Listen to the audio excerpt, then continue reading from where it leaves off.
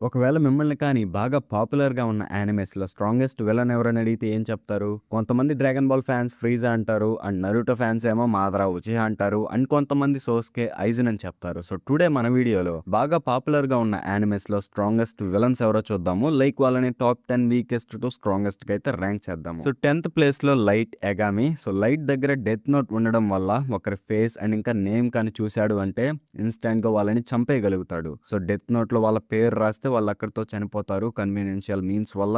And అంతే కాకుండా తను ఒక జీనియస్ కూడా. సో చాలా టాక్టికల్‌గా ఉంటాడు. అపోనెంట్ మూవ్స్‌ని ప్రెడిక్ట్ చేసి సో ముందే స్ట్రాటజీస్‌ని ప్లాన్ చేయగలుగుతాడు. అండ్ సైకలాజికల్ మ్యానిపులేషన్ పీపుల్‌ని కూడా మ్యానిపులేట్ చేయగలుగుతాడు. తన చారిస్మా వాటిని యూజ్ చేసి లైక్ తన దగ్గర ఎలాంటి స్పెషల్ పవర్ అయితే లేదు మ్యానిపులేషన్ వరకు. అయానో కోజీ లాగా మ్యానిపులేట్ చేయగలుగుతాడు అంతే. దానికి మించి ఏముండదు. తనని ఎందుకు స్ట్రాంగెస్ట్ అంటారు అంటే తన దగ్గర ఉన్న డెత్ నోట్ వల్ల. సో డెత్ నోట్ లేకుంటే తను పెద్ద ఇదేం కాదు. అండ్ నెక్స్ట్ ప్లేస్ లో మూజన్ డీమన్ స్లేయర్ లో మెయిన్ విలన్. అండ్ చాలా మంది ఇన్ఫినిటీ క్యాజిల్ చూసాక మన వాడికి ఫ్యాన్స్ గా కూడా మారిపోయి ఉంటారు. మూజన్ డీమన్ స్లేయర్ లోనే ఫస్ట్ అండ్ స్ట్రాంగెస్ట్ డీమన్. తన బాడీ అనేది చాలా డిఫరెంట్ గా ఉంటుంది. షేప్, ఫామ్, స్ట్రక్చర్ అన్నిటిని మార్చుకోగలుగుతాడు. వాటి వల్ల తను ఎక్స్ట్రీమ్లీ డేంజరస్ గా ఉంటాడు. అండ్ తనకి ఇన్స్టెంట్ రీజనరేషన్ ఎబిలిటీ కూడా ఉంటుంది. బాడీస్ ని పీసెస్ గా కట్ చేసినా ఆర్ ఎలాగ డ్యామేజ్ చేసినా కూడా తనైతే సెకండ్స్ లో హీల్ అయిపోగలుగుతాడు. ఆల్మోస్ట్ ఇమ్మోర్టల్ గా ఉంటాడు సన్ లైట్ ని కానీ ఇగ్నోర్ చేసాము అంటే. అండ్ తన బాడీని వెపన్స్ లాగా కూడా కన్వర్ట్ చేసుకోగలుగుతాడు. లైక్ టెంటాకిల్స్, బ్లేడ్స్, స్పైక్స్ ని క్రియేట్ చేయగలుగుతాడు. వాటి వల్ల తన అటాక్స్ అనేవి అన్ప్రెడిక్టబుల్ గా ఉంటాయి. అండ్ మనకు తెలిసిందే మూజన్ తన బ్లడ్ యూజ్ చేసి వేరే వాళ్ళని డీమన్స్ గా మారుస్తాడు అని. అలా చేసే తన upper moons and lower moons అనే పవర్ఫుల్ డీమన్స్ ని క్రియేట్ చేయగలుగుతాడు. అట్ ద సేమ్ టైం తన బ్లడ్ అనేది చాలా టాక్సిక్ గా ఉంటుంది. అపోనెంట్ బాడీలోకి ఎంటర్ అయితే వాళ్ళ సెల్స్ అన్నిటిని ఇన్స్టాంట్ గా డ్యామేజ్ చేసి వాళ్ళని అక్కడే చంపేస్తుంది. ఎవరైతే డీమన్ గా మారలేదో తన బ్లడ్ తీసుకొని ఇన్స్టాంట్ గా చనిపోతారంతే. దానికి మించి ఏం జరగదు. అండ్ తర్వాత చాలా సంవత్సరాల వరకు డీమన్ గా ఉండడం వల్ల మూజాన్ స్పీడ్, స్ట్రెంత్ ఏవైతే ఫిజికల్ స్టాట్స్ ఉంటాయో అవి చాలా ఎక్కువగా ఇంక్రీజ్ అయిపోతాయి. హషిరాస్ కూడా తనని ఏం చేయలేరు. ఎవరైనా మూజాన్ని వచ్చిపోయించాడంటే అది ఒక్క యోరిచి మాత్రమే. అండ్ తాంజిరో కూడా. సో తాంజిరోని చూడగానే యోరిచి గుర్తొస్తాడు. మనవాడికి తడిసిపోద్ది. సో మూజాన్ కూడా ఒక స్ట్రాంగ్ విలనే యానిమే యూనివర్స్ లో. అండ్ తర్వాత చాలా మంది నరుటో ఫ్యాన్స్ కి ఫేవరెట్ అయిన పెయిన్ దగ్గర రెనెగాన్ ఉండడం వల్ల 6 పాత్స్ పవర్స్ అయితే ఉంటాయి. ఈ ఒక్కో పాత్ కి ఒక్కో ఎబిలిటీ అయితే ఉంటుంది. దేవా పాత్ కి గ్రావిటీ కంట్రోల్, అసురా పాత్ కి వెపన్స్ అండ్ ఇంకా టెక్నాలజీ అటాక్, హ్యూమన్ పాత్ కి సోల్ ఎక్స్ట్రాక్షన్, యానిమల్ పాత్ తో ఏమో డిఫరెంట్ కైండ్ ఆఫ్ యానిమల్స్ ని సమన్ చేయొచ్చు, ప్రేత పాత్ తో చాక్రాని అబ్జర్వ్ చేసుకోవచ్చు, నరకా పాత్ తో హీలింగ్ అండ్ ఇంటరాగేషన్ చేయొచ్చు. అండ్ తర్వాత ఆల్ మైటీ పుష్, ఇది దేవా పాత్ ఎబిలిటీయే. ఇది పెయిన్ దగ్గర ఉన్న వాటిలోనే స్ట్రాంగెస్ట్ ఎబిలిటీ. గ్రావిటీని రిపల్ చేయొచ్చు. ఎంటైర్ విలేజ్ కూడా దాని వల్ల డిస్ట్రాయ్ అయిపోతుంది. అండ్ తర్వాత ప్లానెటరీ డెవస్టేషన్, పెద్దగా ఉన్న ఎంటిటీస్ ని కూడా దాంతో సీల్ చేసేయచ్చు. 9 టైల్స్ ని పెయిన్ అలానే సీల్ చేస్తాడు. తర్వాత మళ్ళీ 9 టైల్స్ మనోడికి చెక్కేస్తుంది అనుకోండి, అది వేరే టాపిక్. అండ్ తర్వాత షేర్డ్ విజన్, 6 పార్ట్స్ అన్నీ కనెక్ట్ అయి ఉంటాయి. సో 6 పెయిన్స్ అనేవి కనెక్ట్ అయి ఉండడం వల్ల బ్లైండ్ స్పాట్స్ అనేవి ఉండవు. సో అటాక్ చేయడం అనేది చాలా కష్టంగా ఉంటుంది. అండ్ తర్వాత ఇమ్మెన్స్ చాక్రా అండ్ కంట్రోల్. మనకి తెలిసిందే ఈ పెయిన్స్ ని కంట్రోల్ చేసేది నగాటో అని. అండ్ మాదరా నగాటోని చూస్ చేసుకునింది మెయిన్ ఒక రీజన్ వల్ల. అదే తను ఉజుమాకి. సో రెనగాన్ లాంటి పవర్ఫుల్ ఆక్యులర్ జుట్సుని తట్టుకొని నిలబడాలంటే చాలా చాక్రా ఉండాలి. దాని మీద కంట్రోల్ కూడా ఎక్కువగా ఉండాలి. మనకి తెలిసిందే ఉజుమాకి అనే వాళ్ళు చాక్రా కంట్రోల్ అని ఇంకా చాక్రా రిజర్వ్స్ లో తోపని. వాళ్ళని మించిన వాళ్ళు ఎవరు లేరు మనకి నరుటో యూనివర్స్ లో. సో అందుకనే చూస్ చేసుకున్నాడు. అండ్ నెక్స్ట్ ప్లేస్ లో all for one, my hero అకాడమియాలో మెయిన్ విలన్ అనడం కన్నా ఫైనల్ విలన్ అంటే బాగుంటుంది. చాలా మంది విలన్స్ ఉంటారు, బట్ ఫైనల్ విలన్ అనేవాడు ఒక్కడే ఉంటాడు. మనోడు మెయిన్ ఎబిలిటీ ఏంటంటే వేరే వాళ్ళ క్విక్స్ ని లేపేయగలుగుతాడు. లేపేస్తాడు అనడం కన్నా తస్కరించాడు అంటే బాగుంటుంది. సో ఇలాగ 100కి పైగా తస్కరిస్తాడు. అన్నిటిని తను యూజ్ చేయగలుగుతాడు. అండ్ వాటిని వేరే వాళ్ళకు కూడా ఇవ్వగలుగుతాడు. ఆల్ ఫర్ వన్ కి ఇమ్మెన్స్ ఫిజికల్ స్టాట్స్ అయితే ఉంటాయి. తన స్ట్రెంత్ అనేది చాలా ఎక్కువగా ఉంటుంది. ఈవెన్ ప్రొఫెషనల్ హీరోస్ కూడా తనని డ్యామేజ్ చేయడానికి మామూలుగా స్ట్రగుల్ అవ్వరు. సో తన డ్యూరబిలిటీ అనేది అంత ఎక్కువగా ఉంటుంది. అండ్ వాటితో పాటు రీజనరేషన్ కూడా. రీజనరేషన్ అంటే మామూలు రీజనరేషన్ కాదు. కాళ్ళు చేతులు కట్ అయిపోయినా కూడా ఈజీగా రీజనరేట్ చేసుకోగలుగుతాడు. దానివల్ల ఆల్మోస్ట్ ఇమ్మోర్టల్ గా కనిపిస్తాడు ఒక బ్యాటిల్లో. అండ్ తను స్ట్రాటజిక్ జీనియస్ ప్లస్ లీడర్షిప్ కూడా ఉంది. ఆల్ ఫర్ వన్ ఒక మాస్టర్ మైండ్. చాలా మంది విలన్స్ ని క్రియేట్ చేసి ఒక ఆర్గనైజేషన్ లాగా ఆపరేట్ చేయగలుగుతాడు. ఎంత ప్లానింగ్ లేకుంటే అలా చేస్తాడు చెప్పండి. అండ్ చాలా మంది క్విక్స్ ని దొంగలించడం వల్ల మన వాడికి చాలా పవర్స్ ఉంటాయి. Like key powers, explosions, lasers, gravity అన్ని లేపేసినవే. బట్ చాలా పవర్స్ అయితే ఉంటాయి. వాటన్నిటిని కంబైన్ చేసి ఇంకా పవర్ఫుల్ అటాక్స్ ని కూడా యూజ్ చేయగలుగుతాడు. And all for one life span అనేది చాలా ఎక్కువగా ఉంటుంది వేరే క్యారెక్టర్స్ తో కంపేర్ చేస్తే. ఎందుకంటే చాలా ఓల్డ్ క్యారెక్టర్, ఎప్పటి నుంచో ప్లానింగ్ అంతా చేసుంటాడు. సో దీన్నే లాంగివిటీ అంటారు. సో ఇంత ఓల్డ్ గా ఉంటాడు కాబట్టి ఎక్స్పీరియన్స్ కూడా ఎక్కువగానే ఉంటుంది తనకి ఒక బ్యాటిల్లో అండ్ ఇంకా నార్మల్ లైఫ్ ఎక్స్పీరియన్స్ కూడా. అండ్ తర్వాత రియోమెన్ సుకునా, మన వాడికి పెద్ద ఫ్యాన్ బేసే ఉంటుంది. సుకునాకి కర్స్డ్ ఎనర్జీ అనేది చాలా ఎక్కువగా ఉంటుంది. ఆల్మోస్ట్ లిమిట్ లేనట్టుగా అనిపిస్తుంది. ఈవెన్ టాప్ గ్రేడ్ సార్సరర్స్ కూడా మన వాడి ముందు ఏం చేయలేరు అంతే. సుకునా డొమైన్ ఎక్స్పాన్షన్ అనేది చాలా డెడ్లీగా ఉంటుంది. ఒక్కసారి దాంట్లో కానీ ఎవరైనా ఆల్మోస్ట్ ఇంపాసిబుల్గా ఉంటుంది. గోజో లాంటి వాడే ఆల్మోస్ట్ చనిపోబోతాడు సుకునా డొమైన్ ఎక్స్పాన్షన్లో. ఎందుకంటే అది ఇన్ఫినిట్గా టార్గెట్ని కట్ చేస్తూనే ఉంటుంది. స్లాషెస్ అనేవి వస్తూనే ఉంటాయి టార్గెట్ వైపు. సో తప్పించుకోలేరు అంతే. సుకునా ఫిజికల్ కాంబాట్ లో ఎక్స్ట్రీమ్లీ పవర్ఫుల్ గా ఉంటాడు. ఎక్కువ రిఫ్లెక్సెస్ ఉండడం వల్ల అండ్ ఇంకా స్ట్రెంగ్త్ కూడా ఎక్కువ ఉండడం వల్ల ఆల్మోస్ట్ ఇంపాసిబుల్ గా ఉంటుంది ఫైట్ లో విన్ అవ్వడం. అంటే గోజో విన్ అయ్యాడులే హ్యాండ్ టు హ్యాండ్ ఫైట్ లో. ఎందుకంటే తను ఎప్పుడు బ్లూ యూజ్ చేస్తుంటాడు. దానివల్ల చాలా అడ్వాంటేజ్ అయితే ఉంటుంది గోజోకి. అండ్ సుకునాకి రివర్స్ కర్సెడ్ టెక్నిక్ ఉండటం వల్ల ఈజీగా హీల్ అయిపోగలుగుతాడు. ఎలాంటి ఇంజురీస్ నుంచైనా తన లెగ్స్ ఓర్ హ్యాండ్స్ ఏ కట్ అయిపోయినా కూడా ఈజీగా రీజనరేట్ చేసుకోగలుగుతాడు. ఎందుకంటే రివర్స్ కర్సెడ్ టెక్నిక్ వల్ల. సో దాని వల్ల తనని ఒక బ్యాటిల్ లో ఓడించడం అనేది కూడా ఆల్మోస్ట్ ఇంపాసిబుల్ గా ఉంటుంది. ఆల్మోస్ట్ 30 క్యారెక్టర్స్ ఏమో సుకునాతో ఫైట్ చేస్తారు ఓడించడానికి. లాస్ట్ మన మెయిన్ క్యారెక్టర్ అయిన యూజీ ఓడించగలుగుతాడు అంతే. అండ్ మోడర్న్ ఎరాలో స్ట్రాంగెస్ట్ సోర్సరర్ అయిన గోజోను కూడా సుకునాని చంపేస్తాడు. 2 పీసులు అయిపోతాడు అంతే Gozo. So world slash attack అయితే యూజ్ చేస్తాడు. ఇది ఎంత పవర్ఫుల్ గా ఉంటుందంటే ప్రపంచంలో ఉన్న స్పేస్ ని అంతా కట్ చేస్తుంది.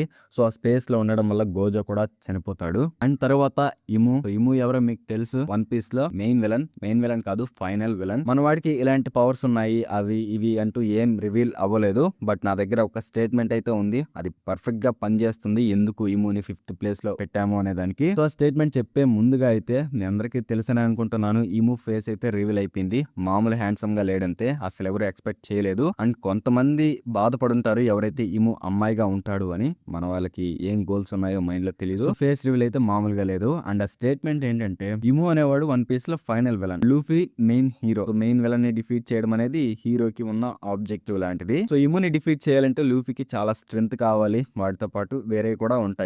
సో అన్ని వస్తేనే ఇముని డిఫీట్ చేయగలుగుతాడు. సో లూఫీ ఇప్పుడు కరెంట్లీ అంత స్ట్రాంగ్ గా లేడు ఇముని డిఫీట్ చేయగలిగే అంత. సో దాన్ని బట్టి ఏమని అర్థం, ఇము లూఫీ కన్నా స్ట్రాంగ్ గా. ఈ యానిమేనే కాదు ఏ యానిమేలైనా చూసుకోండి, ఫైనల్ విలన్ అనేవాడు మెయిన్ క్యారెక్టర్ కన్నా స్ట్రాంగ్ గానే ఉంటాడు. ఇందాక నేను చెప్పిన ఆల్ ఫర్ వన్ కూడా డీకు కన్నా స్ట్రాంగ్ గా ఉంటాడు. నరుటోలో మాదరా ఉచిహా అండ్ జుజుత్సు కైసన్ లో యూజీ కన్నా సుకునానే స్ట్రాంగ్ గా ఉంటాడు. అండ్ మీరందరూ ఒప్పుకుంటారు సుకునా లూఫీ కన్నా వీక్ అని. సో ఇము లూఫీ కన్నా స్ట్రాంగ్ గా ఉన్నాడు అంటే ఖచ్చితంగా సుకునా కన్నా స్ట్రాంగ్ గానే ఉంటాడు. సో 5th ప్లేస్ లో పెట్టడానికి మెయిన్ రీజన్ అదే. దానికి మించి ఎలాంటి రీజన్స్ లేవు. అండ్ తర్వాత మాదరా ఉచిహా, నాకు తెలిసినంత వరకు ఎవరైతే తెలుగులో యానిమే చూస్తారో ఎక్కువ మంది మాదరాకే ఫ్యాన్స్ గా ఉంటారు. సో రియల్ ఎక్స్పీరియన్స్ తో చెప్తున్నాను, చాలా మంది తనకే ఫ్యాన్స్. మాదరా దగ్గర ఉన్న షారింగాన్ అండ్ ఎటర్నల్ మాంగిక్యూ షారింగాన్ వల్ల అపోనెంట్ అటాక్స్ ని అర్థం చేసుకుని కాపీ చేయగలుగుతాడు. అండ్ ఎటర్నల్ మాంగిక్యూ షారింగాన్ వల్ల గాడ్ లైక్ ఎబిలిటీ అయిన సుసానాను కూడా యూజ్ చేయగలుగుతాడు. మాదరాకే రెనగాన్ తో గ్రావిటీ మ్యానిపులేషన్, సమన్స్ అండ్ ఇంకా మ్యాసివ్ నింజుట్సూస్ ని క్రియేట్ చేసే ఎబిలిటీ అయితే ఉంటుంది. అండ్ మీటియర్స్ ని కూడా సమన్ చేస్తాడు. మాదరాకి ఇమ్మెన్స్ చాక్రా రిజోర్స్ అయితే ఉంటాయి. వాటి వల్ల తను చాలా టైం వరకు ఫైట్ చేయగలుగుతాడు అలసిపోకుండా. అండ్ సేజ్ మోడ్ ఉండడం వల్ల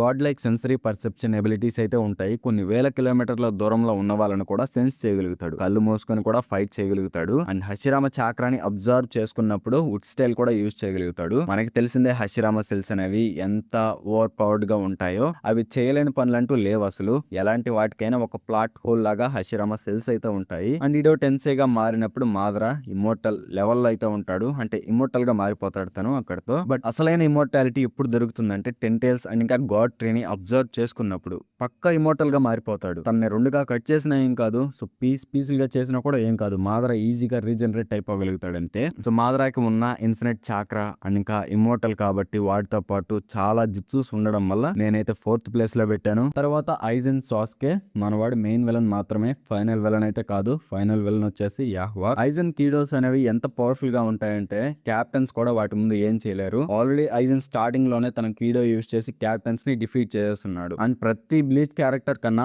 ఐజన్ దగ్గర స్పిరిచువల్ ప్రెజర్ అనేది ఎక్కువగా ఉంటుంది. I mean spiritual energy. Yhwach తనని ఒక స్పెషల్ థ్రెడ్ గా కన్సిడర్ చేయడానికి తన స్పిరిచువల్ ఎనర్జీ కారణం. సో 5 స్పెషల్ థ్రెడ్స్ మీకు తెలుసని అనుకుంటున్నాను. హోగ్యోగతో కంబైన్ అయ్యాక ఐజన్ కి రీజనరేషన్ అనేక ఎవల్యూషన్ పవర్స్ అయితే వస్తాయి. ఇంజురీస్ అనేవి ఇన్స్టెంట్ గా హీల్ అయిపోతాయి. అండ్ పవర్ కూడా ఎప్పుడూ పెరుగుతూనే ఉంటుంది. ఇదే హోగ్యోకి ఉన్న అడ్వాంటేజ్. దాంతో కంబైన్ అయితే వచ్చే అడ్వాంటేజ్ అనేది. అండ్ మెయిన్లీ తన జంప్ ఆక్టో. ఇది నార్మల్ గా అంత యూస్ఫుల్ కాదు కానివ్వండి. ఒక్కసారి ఐజన్ తో మెర్జ్ అయ్యాక ఇదైతే ఒక ఓపీ ఎబిలిటీగా మారిపోతుంది. ఎందుకంటే అవతల వాళ్ళ ప్రతి సెన్స్ అనేది ఐజన్ కంట్రోల్లో ఉంటుంది. వాళ్ళకి కూడా తెలియదు వాళ్ళు ఐజన్ కంట్రోల్లో ఉన్నారు అని. మొత్తం ఐజన్ కంట్రోల్ చేయగలుగుతాడు. అండ్ ఐజన్ స్పిరిచువల్ ప్రెజర్ అనేది ఎంత ఎక్కువగా ఉంటుందంటే అది మొత్తం 3 వరల్డ్స్ ని ఎఫెక్ట్ చేస్తుంది. అంత స్ట్రాంగ్ అయితే ఉంటుంది. నార్మల్ హ్యూమన్స్ అయితే ఆ ప్రెజర్ ముందు తట్టుకోలేరు. అక్కడే చనిపోతారు అంతే. ఈవెన్ క్యాప్టెన్స్ కూడా కింద పడిపోవాల్సిందంతే. తన స్పిరిచువల్ ప్రెజర్ అనేది అంత స్ట్రాంగ్ గా ఉంటుంది. అండ్ నెక్స్ట్ ప్లేస్ లో డియో బ్రాండో. ఎవరో తెలుసని అనుకుంటున్నాను. జోజో బిజార్ అడ్వెంచర్స్ లో మెయిన్ విలన్. వెంపైర్ గా మారాక తనకి చాలా పవర్స్ అండ్ ఎబిలిటీస్ వస్తాయి. Mainly immortality and regeneration. ఇవి రెండు డెడ్లీ కాంబినేషన్. ఇమ్మోర్టాలిటీ ఉండడం వల్ల తనని అంత ఈజీగా చంపేయలేరు. ఒకవేళ డ్యామేజ్ చేసినా కూడా తను ఈజీగా రీజనరేట్ అయిపోతాడంతే.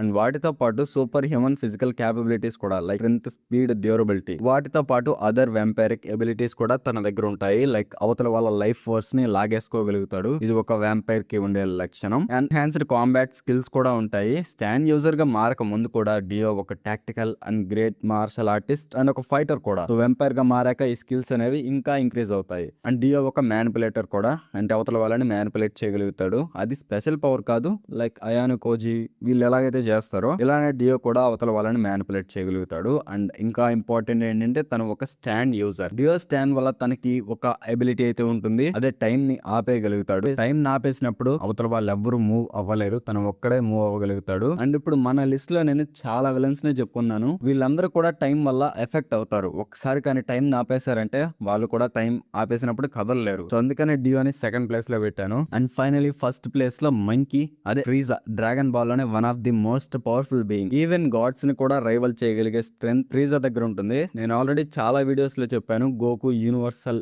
లెవెల్ అని అటాక్ పొటెన్సీలో వీటిలో. అలాంటి వాడిని అండ్ గోకుతో వెజిటాని కూడా ఇంక్లూడ్ చేద్దాము. ఇద్దరిని ఓడించగలిగే స్ట్రెంత్ ఫ్రీజా దగ్గర ఉంటుంది. నేను ఏదో చెప్పాలనుకోవడం లేదు, జస్ట్ సింపుల్ గా చెప్పేస్తున్నాను అంతే. ఫ్రీజా దగ్గర డ్రాగన్ బాల్ యూనివర్స్ లో god level strength, speed, durability, physical capabilities అయితే ఉంటాయి. చాలా పవర్ఫుల్ గా ఉండే Goku ultra instinct and ultra ego Vegito form ను కూడా సింగిల్ అటాక్ తో ఓడించగలడు. అండ్ ఫ్రీజా దగ్గర జస్ట్ స్ట్రెంత్ మాత్రమే కాదు, వాటితో పాటు నాలెడ్జ్ అండ్ టాక్టిక్స్ కూడా ఉంటాయి. వాటి వల్ల తన్ని ఒక ఫైట్ లో ఓడించడం అనేది చాలా కష్టంగా ఉంటుంది. లైక్ స్ట్రాంగెస్ట్ విలన్ అంటే స్ట్రెంత్ ఒక్కటే సరిపోదు, ఇలా నాలెడ్జ్ ఇవి కూడా కావాలి. అండ్ నేను ఇప్పుడు లిస్ట్ లో చెప్పిన వాళ్ళు ఎవరు యూనివర్సల్ లెవెల్ అంత స్ట్రాంగ్ కాదు. గోకు ఈజీగా ఒక యూనివర్స్ ని ఎఫెక్ట్ చేయగలిగాడు. అది సూపర్ సేన్ గాడ్ ఫామ్ లోనే. ట్రూ అల్ట్రా ఇన్స్టింక్ట్ లో ఉన్నప్పుడు గోకు ఇంకా చాలా స్ట్రాంగ్ గా ఉంటాడు. అలాంటి వాడిని వాటితో పాటు వెజిటాని కూడా ఇంక్లూడ్ చేద్దాము. ఇద్దరిని డిఫీట్ చేస్తాడంతే ఫ్రీజా తన బ్లాక్ ఫామ్ లో ఉన్నప్పుడు. మీకు తెలుసో తెలీదు, ఇది ఫ్రీజాకి అయితే బ్లాక్ ఫామ్ ఉంటుంది. ఏదైతే మనం గోల్డెన్ ఫామ్ చూసామో టోర్నమెంట్ ఆఫ్ పవర్ లో, దాని తర్వాత దీన్ని అచీవ్ చేస్తాడు 10 years ట్రైనింగ్ తర్వాత అనుకుంటాను. చాలా స్ట్రాంగ్ అయితే ఉంటాడు ఈ ఫామ్ లో. మేబీ కొన్ని గాడ్ ఆఫ్ డిస్ట్రక్షన్స్ ను కూడా ఓడించగలుగుతాడేమో. సో వీడియో అయితే ఎంత గైస్, మీకు నచ్చిందని అనుకుంటున్నాను. నచ్చితే లైక్, షేర్ అండ్ సబ్స్క్రైబ్ చేసుకోండి. అండ్ గుర్తు పెట్టుకోండి, ఇది పాపులర్ యానిమే విలన్స్ మీద మాత్రమే. యాక్చువల్ గా అన్ని విలన్స్ ని కానీ మనం కన్సిడర్ చేసాము అంటే అసలు వాళ్ళు ఎవరో కూడా తెలియదు మనకి. చాలా వరకు నాకు కూడా కొన్ని విలన్స్ ఎవరో కూడా తెలియదు. కన్ఫ్యూజన్ గా ఉంటుంది అండ్ ఇంకా అర్థమైనట్టు కూడా ఉండదు. సో ఇలాగ కన్ఫ్యూజన్ లేకుండా పాపులర్ యానిమే మీదే చేశాను. సో మీకు వీడియో అయితే నచ్చిందని అనుకుంటున్నాను. సో మళ్ళీ నెక్స్ట్ వీడియో అయితే కలుద్దాం. పీస్.